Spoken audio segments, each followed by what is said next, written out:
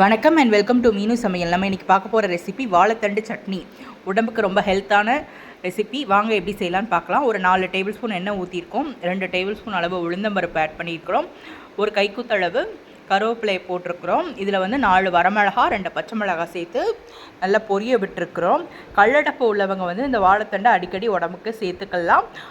அது நம்ம இந்த மாதிரி சட்னி மாதிரி செஞ்சு சாப்பிட்டோம் அப்படின்னா அந்த மாதிரி நம்ம வாழைத்தண்டு ஐயோ கசக்குமே அந்த மாதிரிலாம் ஒன்றும் இருக்காது.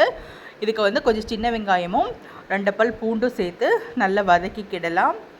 சின்ன வெங்காயமும் பூண்டும் நல்லா வதங்கணும். இது வதங்கிட்டு இருக்க நேரத்தில் நம்ம வாழைத்தண்டை ரெடி பண்ணிடலாம். வாழைத்தண்டை க்ளீன் பண்ணி ரெடி பண்ணி வச்சுக்கலாம். நல்ல ப்ரெஷர் இருக்கிறவங்களும் ஹை ப்ரெஷர் உள்ளவங்களும் இந்த சட்னியை எடுத்துக்கலாம். இப்போது பாருங்கள், ஒரு அரை வாழைத்தண்டை நல்லா நறுக்கி வச்சுருக்குறோம். இந்த வாழைத்தண்டை அப்படியே சேர்த்துட்டு இந்த வெங்காயம் எல்லாம் சேர்த்து நல்லா வதக்கிக்கலாம். இது கூட கொஞ்சம் உப்பும் போட்டுட்டு நல்லா வதக்கிக்கணும். இது நம்ம இந்த சட்னி யாருக்காவது செஞ்சு நீங்கள் கொடுக்கும்போது வாழைத்தண்டில் தான் செஞ்சீங்களா அப்படிங்கிற அளவுக்கு கேட்குற அளவுக்கு அந்த அளவுக்கு டேஸ்ட்டாக இருக்குது. நீங்களும் உங்கள் வீட்டில் ஒரு தடவை ட்ரை பண்ணி பாருங்கள். என்னோட இந்த வீடியோ பிடிச்சதுனா லைக் பண்ணுங்கள், ஷேர் பண்ணுங்கள், கமெண்ட் பண்ணுங்கள், மறந்துடாமல் ஒரு சப்ஸ்கிரைப் பண்ணுங்கள். இப்போ வாழைத்தண்டை போட்டுட்டு உப்பையும் போட்டுட்டு நல்லா ஒரு வதக்கிக்கலாம். நல்லா வதங்கணும்.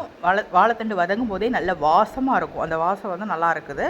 அதுக்கப்புறமா இதில் கொஞ்சோண்டு ஒரு 2 டேபிள் ஸ்பூன் அளவு வேர்க்கடலையும் ஒரு டேபிள் ஸ்பூன் அளவு பொட்டுக்கடலையும் நான் சேர்த்துருக்கிறேன். ஒரு டேஸ்ட்டுக்காக சேர்த்துட்டு ஒரு வதக்கிட்டு ஸ்டவ் ஆஃப் பண்ணிடலாம். ஆஃப் பண்ணிவிட்டு ஆற விட்டுட்டு நம்ம மிக்சர் ஜாரில் வச்சு அரைச்சி எடுத்துட்டோம் அப்படின்னா இட்லி தோசைக்கு நல்லா அருமையாக இருக்கும்.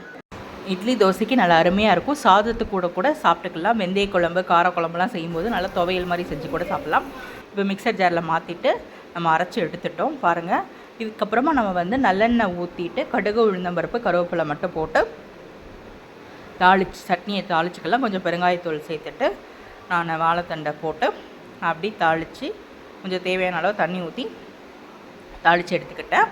நம்மளோட வாழைத்தண்டு சட்னி ரொம்ப டேஸ்டியாக நல்லாவே ரெடியாக இருக்குது. நீங்களும் உங்கள் வீட்டில் ஒரு தடவை ட்ரை பண்ணி பாருங்கள். நம்ம இப்போ தோசையோடு இதை வச்சு சாப்பிட்லாம். தோசைக்கு நல்லா அருமையாக இருக்குது.